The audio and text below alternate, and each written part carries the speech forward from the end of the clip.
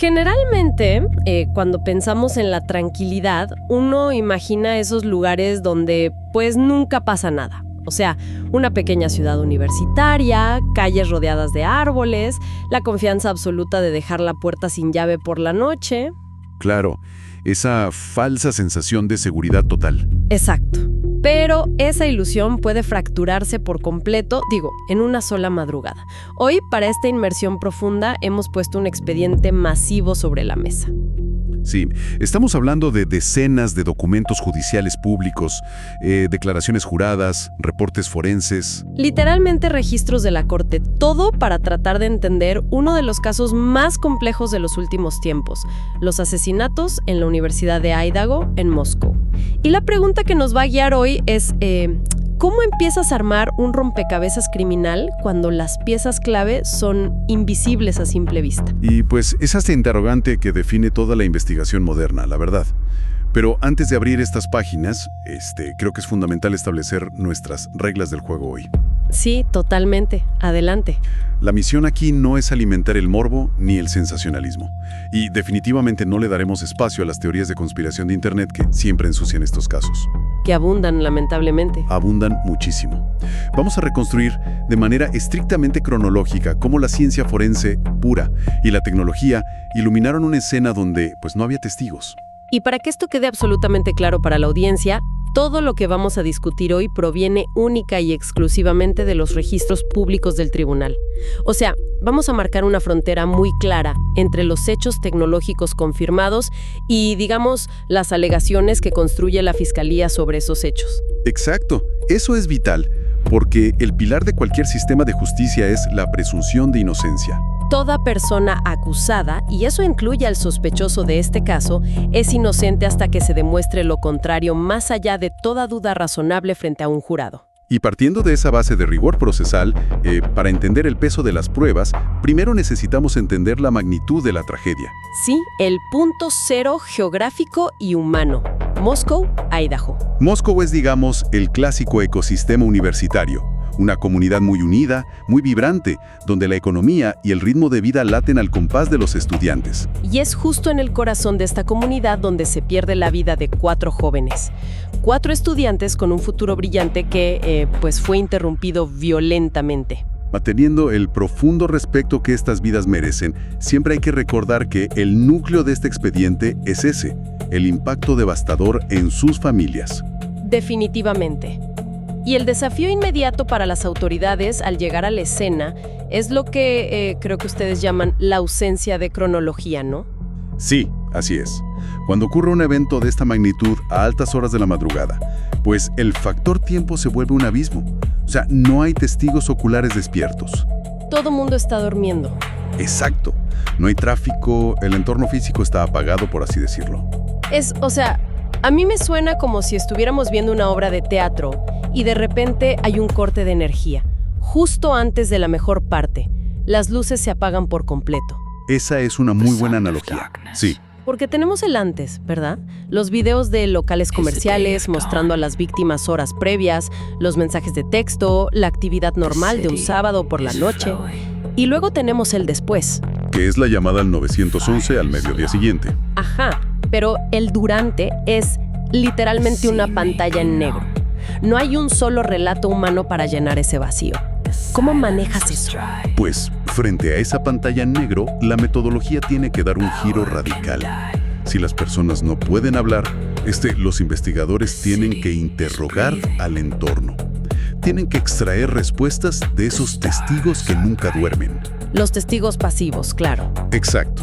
Pasivos pero omnipresentes. Porque si alguien se mueve por una ciudad, por muy vacía que esté, va a alterar el entorno de alguna manera física o digital. Y ahí es donde los documentos oficiales marcan el primer rayo de luz real. Porque no fue un arma que encontraron en la calle, no fue una huella dactilar. Fue una máquina captada por otra máquina. El famoso Hyundai Elantra blanco que aparece en las cámaras de seguridad. Sí, pero, el análisis de video forense que detalla las declaraciones no es simplemente, sentarse con palomitas a ver grabaciones, ¿verdad? Para nada. Es un trabajo de costura digital exhaustivo, así lo llamaría. Los investigadores recopilaron cientos de horas de material de cámaras de timbres, semáforos, gasolineras, en un radio enorme. ¿Y cómo haces que todo eso coincida? Porque cada cámara debe tener una hora distinta. Ese es el mayor reto técnico. Implica sincronizar los códigos de tiempo de docenas de sistemas diferentes que, la verdad, rara vez tienen la hora exacta. Al alinear estas piezas, identificaron un patrón inusual. ¿El patrón del auto? Exacto. Un vehículo que desafiaba la lógica del tráfico a esa hora. O sea, haciendo giros múltiples, deteniéndose y merodeando el vecindario justo en la ventana de tiempo crítica. Ok, pero hagamos una pausa ahí. Yo me pongo a pensar y ver un auto blanco en una cámara de seguridad a las 3 de la mañana no es como ver una foto en alta resolución. No, para nada. Suele ser muy borroso. Claro, porque las cámaras nocturnas usan luz infrarroja y eso hace que las placas brillen tanto que se vuelven ilegibles. O sea, no puedes leer nada. Y los detalles del chasis se pierden por la compresión del video. Tienes toda la razón. Tienes un modelo aproximado, tal vez una ruta de entrada y salida, pero un auto no lleva un letrero con el nombre del dueño en el techo. Exacto. Para poder sentar a un conductor en ese auto, tenían que buscar qué otras señales invisibles estaban saliendo de esa caja de metal. Y ese es el salto lógico que conecta la calle con las antenas de telecomunicaciones. Tienen la ruta física, ahora necesitaban superponerla con la ruta digital. Y es aquí donde los investigadores piden órdenes judiciales para los famosos volcados de torres de telefonía celular, ¿no? Así es, los Cell Tower Dumps. A ver, necesito que desmenucemos esto, porque a la gente le suena a magia forense, pero yo sé que hay pura física detrás de esto. ¿Cómo logra un registro de celular rastrearte si no estás haciendo una llamada ni usando Google Maps? La mecánica es fascinante. Un teléfono inteligente moderno necesita comunicarse constantemente para servir de algo. ¿Incluso bloqueado en tu bolsillo? Exactamente. Está realizando apretones de manos electrónicos, los famosos handshakes, con las torres más cercanas. Básicamente el teléfono le dice a la antena, aquí estoy encendido, ¿tiene señal para mí? La antena que emite en un círculo perfecto. Están divididas en sectores direccionales, usualmente de 120 grados. Como si fueran las porciones de una pizza. Exacto, como porciones de pizza o de un pastel. Entonces, cuando tu teléfono se conecta, la compañía no solo sabe qué torre usaste, sino en qué porción de esa pizza estás ubicado. ¡Qué locura! Y no solo eso, el sistema registra métricas críticas como el tiempo de vuelo de la señal. ¿El tiempo de vuelo? ¿Qué es eso? Son los microsegundos, o sea, fracciones minúsculas de tiempo que tarda la onda de radio en ir de tu teléfono a la torre y regresar.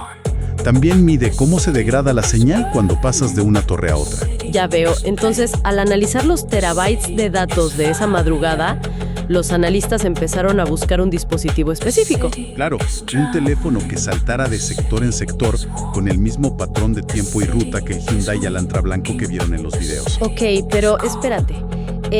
Déjame hacer de abogada defensora un momento aquí, porque un teléfono no es el conductor. Además, las ondas de radio rebotan, ¿no? Si hay niebla o si la red está saturada por alguna razón, la señal podría conectarse a una torre más lejana solo porque la más cercana estaba bloqueada. Totalmente. Es un fenómeno muy común, ¿sí? Entonces eso altera el famoso cálculo de tiempo de vuelo. Por lo tanto, un registro celular te da un radio de acción. Tal vez un área de un par de kilómetros cuadrados, pero no te da coordenadas GPS exactas para decir, esta persona estaba parada frente a esta puerta. Y esa es una objeción brillante y completamente válida a nivel científico, ¿eh? De hecho, los informes forenses reconocen esta limitación abiertamente. Así, no lo venden como una prueba irrefutable. No, porque la triangulación de datos históricos genera polígonos de probabilidad, no puntos exactos en un mapa. Te confirma que un dispositivo usó la infraestructura en un área y hora particular y que coincide con el movimiento del auto. Pero no prueba quién sostenía el volante. Exactamente. La tecnología creó un mapa, señaló una dirección, pero faltaba el ancla definitiva. Necesitaban cruzar de la máquina al ser humano. Y ese puente entre las antenas y el cuerpo humano nos lleva, pues, a la evidencia biológica. Según la declaración jurada, encontraron una funda de cuchillo en la escena y de ahí extrajeron una muestra mínima de ADN. El eslabón biológico, ¿sí? Pero aquí entra mi confusión. Normalmente en las películas encuentras ADN, lo metes a la base de datos nacional, el famoso CODIS, y la computadora te escupe un nombre con foto y todo. Claro, el efecto CSI le llaman. Exacto. Pero en este caso, la computadora no encontró a nadie. Antes, eso significaba un callejón sin salida absoluto. Se enfriaba el caso. ¿Qué hizo que esta vez fuera diferente? La diferencia radica en la evolución radical de cómo leemos la biología hoy en día. El sistema CODIS tradicional analiza lo que llamamos repeticiones en tándem cortas, o STR por sus siglas en inglés. Ok, STR. ¿Y eso qué significa en la práctica? Significa que mira solo una veintena de marcadores genéticos muy específicos. Si el criminal no está en la base de datos por un delito anterior, esos STR no sirven de absolutamente nada. Es como tener una llave, pero no saber dónde está la puerta. Exacto, es un código sin diccionario. Pero las autoridades aquí decidieron usar una técnica que lee el libro completo, la genealogía genética forense. Que no busca estos STR. No, busca polimorfismos de nucleótido único, conocidos como SNP. A ver, explícanos un poco la diferencia real entre esos dos métodos. Porque parece que esta fue la clave maestra que abrió todo el caso. Pues mira, un análisis SNP no busca 20 marcadores, lee cientos de miles, a veces más de 1 millón de variaciones en tu genoma. Y esta cantidad masiva de datos no se usa para buscar al sospechoso en una base policial. Entonces, ¿dónde lo buscan? Se transforma en un archivo y se carga de forma anónima en bases de datos genealógicas públicas. Ah, o sea, esas plataformas que la gente usa para descubrir de qué país vinieron sus tatarabuelos o encontrar su herencia étnica. Exactamente esas. Es como encontrar un hilo suelto en un bosque totalmente oscuro. No sabes a qué criatura pertenece ese hilo.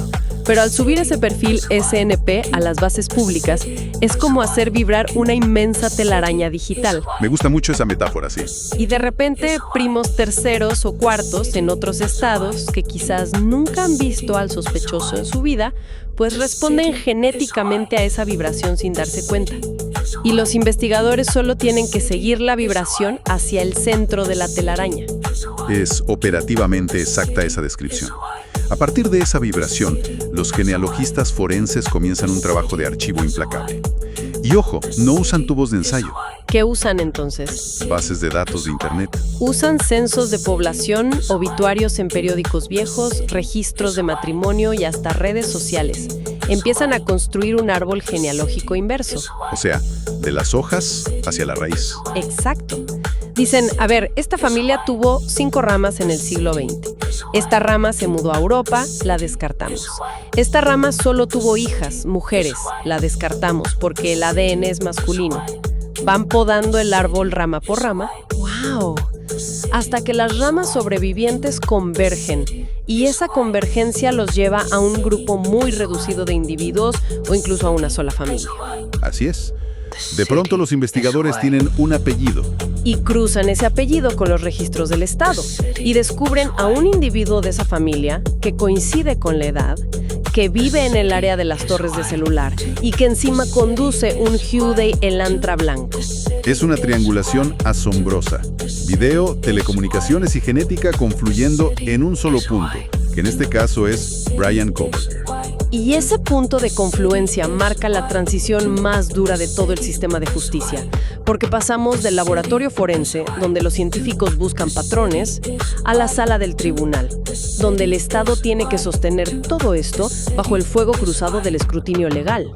Claro, porque la ciencia identifica, pero el derecho es el que procesa. Y aquí es vital volver a nuestra regla de oro del principio sobre los documentos públicos. La Fiscalía de Idaho ha construido su acusación sobre un triángulo que, parece muy sólido en papel. Sí, el triángulo de evidencia.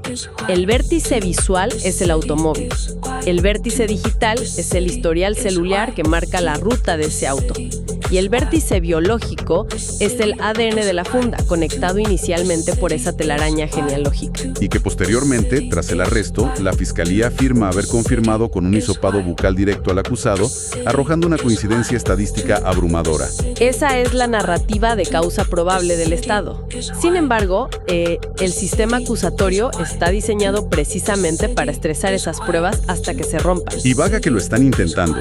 Los documentos de la defensa revelan una estrategia que no se centra en inventar una historia alternativa. Entonces, ¿qué hacen? Atacan metódicamente la integridad de cada uno de esos vértices científicos. Están apuntando a cómo se genera la evidencia. claro, atacan la metodología misma. Por ejemplo, con los celulares, volvemos a lo del radio de acción. La defensa plantea que la arquitectura de las antenas en áreas rurales puede hacer que un teléfono rebote en torres distantes, creando una ilusión de movimiento falsa. Dicen que el modelo matemático de la policía asume un entorno perfecto, y pues el mundo real está lleno de interferencias. Además, he visto en los documentos que han centrado ataques muy agudos en los análisis de video. Ese es un punto clave para la defensa, ¿sí? Porque los primeros peritos identificaron el auto como un Hyundai Elantra del 2011 al 2013, pero más adelante, el rango de años se amplió misteriosamente hasta el 2016. Justo para incluir el modelo que conducía al acusado. Exacto. Y la defensa usa eso para decir que el análisis de video a esa hora, comprimido y borroso, tiene un margen de error gigantesco. Que no puede ser una identificación positiva más allá de la duda razonable. Pero el campo de batalla legal que realmente creo que marca un precedente aquí es cómo están lidiando con la genealogía genética. Entiendo que la defensa no está diciendo el ADN no es de él. No, están haciendo algo mucho más profundo. Están exigiendo ver el código fuente. Quieren saber qué algoritmos exactos usó la compañía privada, qué bases de datos revisaron y si las matemáticas del software tienen sesgos. Y ese es un punto de inflexión en la jurisprudencia moderna. Cuando usas software propietario de empresas privadas para procesar evidencia biológica, la defensa dice que se crea una caja negra. Claro, si no me dejas ver cómo calculaste el resultado, ¿cómo me defiendo? Exactamente. Si el algoritmo no puede ser auditado públicamente, ¿cómo confía el jurado en que es infalible? Exigen la cadena de custodia completa, porque sin transparencia se vulneran los derechos constitucionales a confrontar la evidencia. O sea, si demuestras que el software tiene un margen de error secreto, o que las señales de celular pueden interpretarse de 3 maneras distintas dependiendo del experto que le pagues, empiezas a sembrar esa duda razonable en el jurado. Ya no se trata de testigos llorando en el estrado. Esto es una guerra fría de analistas de datos contra analistas de datos, debatiendo estadística pura frente a un juez que tiene que decidir qué ciencia es admisible. Y la consecuencia de todo esto es que revela zonas grises enormes en cómo las leyes de privacidad interactúan con las herramientas de investigación del siglo XXI. Y bueno, el caso sigue siendo un proceso abierto. Sí, la carga de la prueba recae sobre los hombros de la fiscalía. Tienen que convencer al jurado por unanimidad. Y mientras, el acusado se mantiene amparado por la presunción de inocencia. Pero todo esto nos da una ventana clarísima a cómo ha mutado la investigación en apenas una década. Totalmente. Si damos un paso atrás y miramos el panorama completo, la realidad es sobrecogedora. Hemos pasado de buscar huellas dactilares con polvo de grafito a rastrear el apretón de manos invisible entre un microchip de silicio y una antena a kilómetros de distancia. Es que hace apenas 20 años, la idea de que un rastro biológico vibrara en una base de datos pública y desenredara un árbol genealógico para señalar una sola puerta, habría sonado a pura ciencia ficción distópica. Y hoy es el estándar operativo en crímenes complejos, como muestran estos documentos. La matriz de investigación actual entrelaza cámaras ubicuas, redes de celular y el propio código fuente de nuestra biología. Han convertido cada calle, cada automóvil y cada célula de nuestro cuerpo en transmisores constantes de información. Y eso a mí me deja con una idea muy inquietante para reflexionar. A ver, cuéntame. A lo largo de este análisis riguroso, vimos cómo las autoridades iluminaron la oscuridad de una madrugada en Idaho, siguiendo los hilos que todos nosotros vamos soltando. O sea, cuando un auto graba su entorno, cuando tu celular grita su presencia buscando señal, o cuando alguien a miles de kilómetros decide investigar sus antepasados escupiendo en un tubo de plástico. Se está escribiendo un registro imborrable de nuestros movimientos y nuestra identidad. Exactamente. Lo que nos lleva a preguntarnos, para quienes nos escuchan, en un ecosistema donde nuestra biología y nuestra tecnología están perpetuamente conectadas en red, ¿existe todavía el concepto de anonimato? Es una excelente pregunta. ¿O es que en esta era hiperconectada todos, absolutamente todos, somos simplemente un expediente abierto que camina por la calle, a la espera de que alguien con las herramientas correctas decida leerlo? Es una interrogante legal y filosófica que, francamente, apenas estamos empezando a comprender en los tribunales. Quedan miles de páginas de este proceso por desmenuzar, muchos fallos judiciales por observar y mucha ciencia por cuestionar. La invitación para la audiencia es a no quedarse con los titulares rápidos. Sigan analizando críticamente las metodologías y exijan transparencia a las historias que consumen. Estaremos de vuelta muy pronto, listos para seguir desarmando los engranajes de la investigación en Expediente Oscuro.